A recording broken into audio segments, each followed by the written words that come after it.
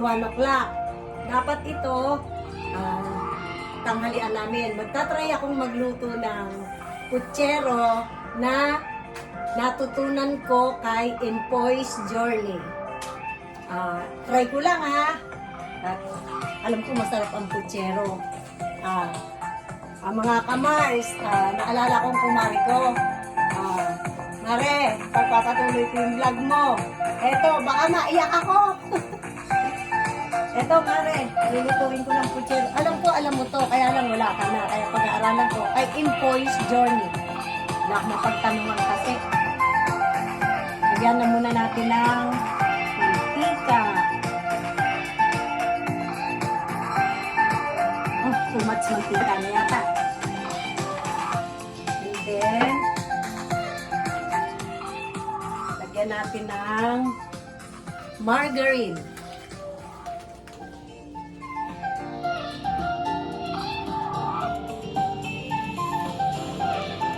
Margarine.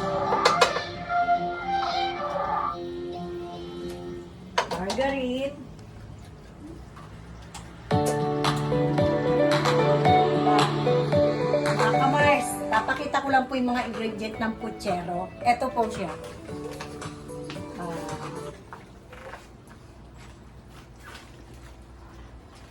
Ito po ang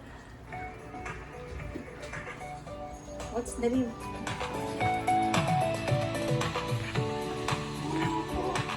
Karne na nakalimutan ko na yung ginamit ko rito. Karne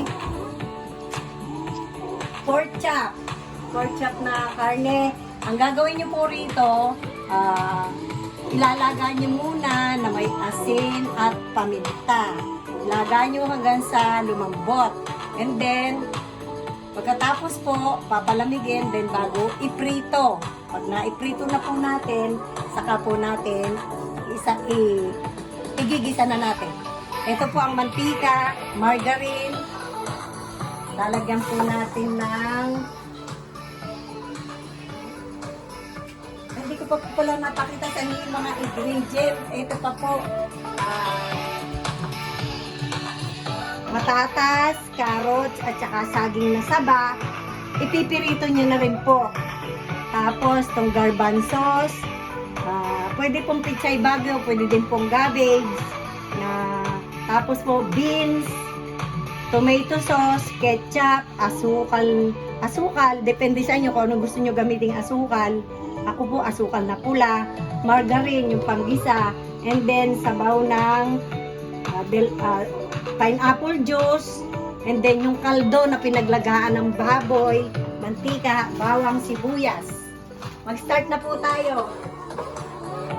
Lagay po natin itong bawang.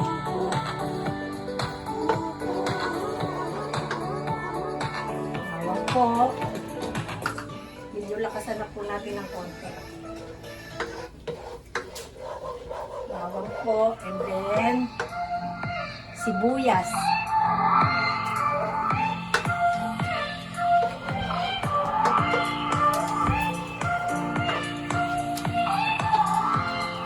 Dagdag po natin ng sibuyas. Sabi ni Empoy.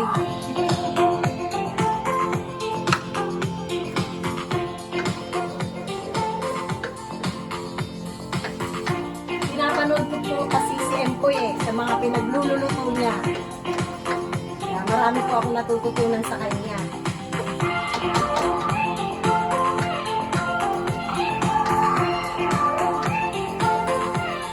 Kailangan po maamoy natin yung aroma ng sibuyas, bawang.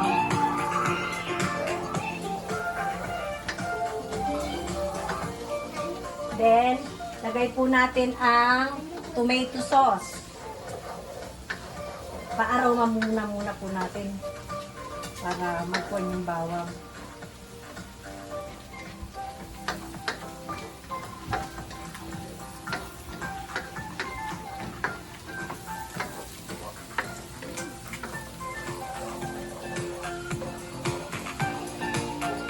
Ito po yung apo kong pogi, iniintay ng maluto yung putsero. Say hi. Yan, tomato sauce. Mga 2 lata po. Si Empoy ano-ano lang siya, tansya-tansya kasi kabisado niya na. Sa aming mga baguhan, kailangan mitakan.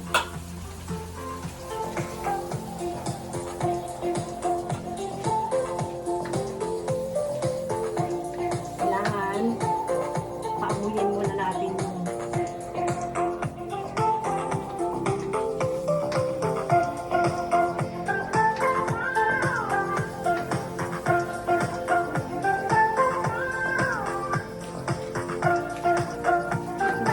kaka-aroma muna natin to.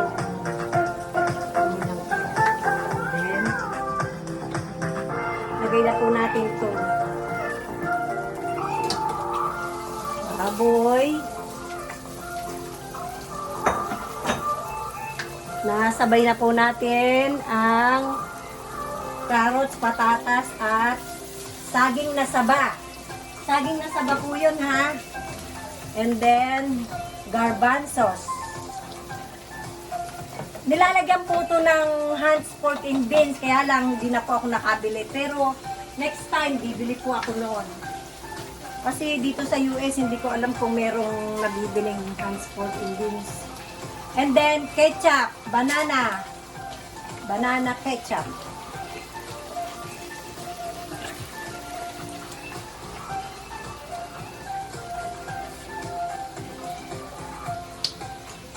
Banana ketchup, and then, pineapple. Pineapple po to, sabaw.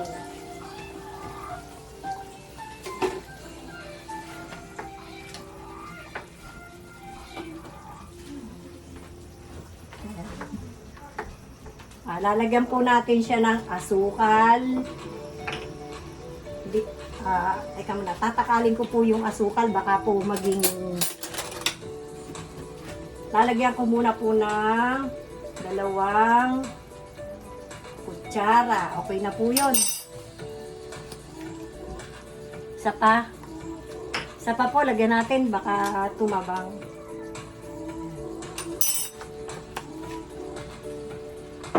Then, paminta. Paminta po. Black pepper. Binabantayan na po ako ng apo ko.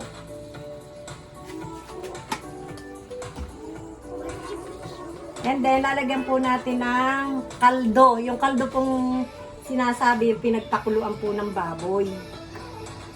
Ito po yun. Lagay ko po sa ref. Natanggal na po yung pinakamantika niya. Yung taba. Kunti lang muna po. Kasi malambot na po yung baboy. Pinakuluan na po yan. Ayan. Tatakpan po natin yan. And then, ito po mamaya, pagka kumulo na po ito, sa bandang huli po ito. Pagkulo po, kailangan pakuluin muna bago ilalagay itong pwede pong repolyo, ito po, pechay bagyo. Parang pechay bagyo, and then beans. Sa huli na po iyon, pagkulo po nito. Takpan po muna natin para pakuluin po natin.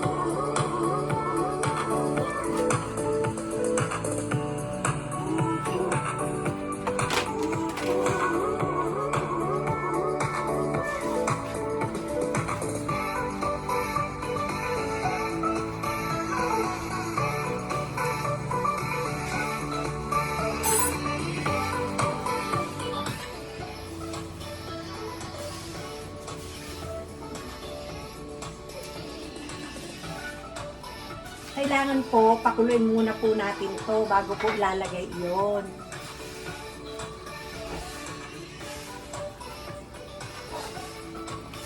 Ayan, kumukulo na po. Beans. Beans po ito, at saka pechay. Hahatiin nyo lang pong ganun. Pero pag karipolyo po, hahatiin nyo rin po. Tapos ito.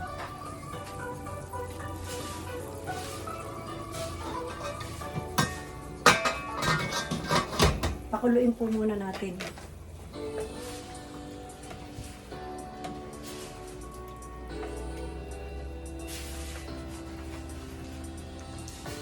lalagay ko na po ito.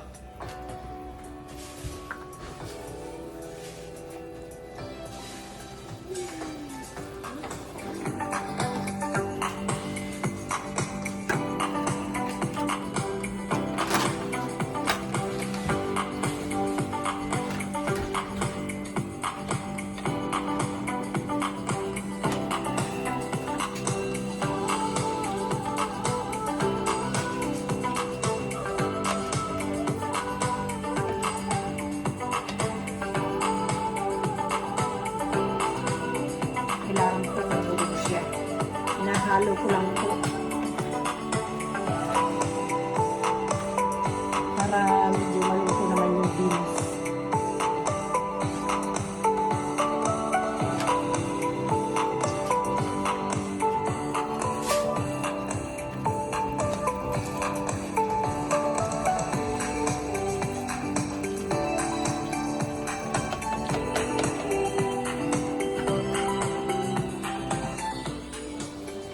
Dagdagan po natin ng kaldo.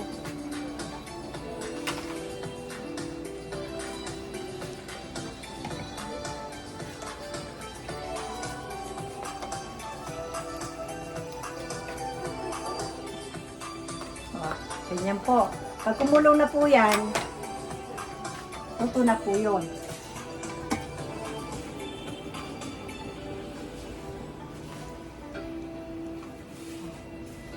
Ito na po.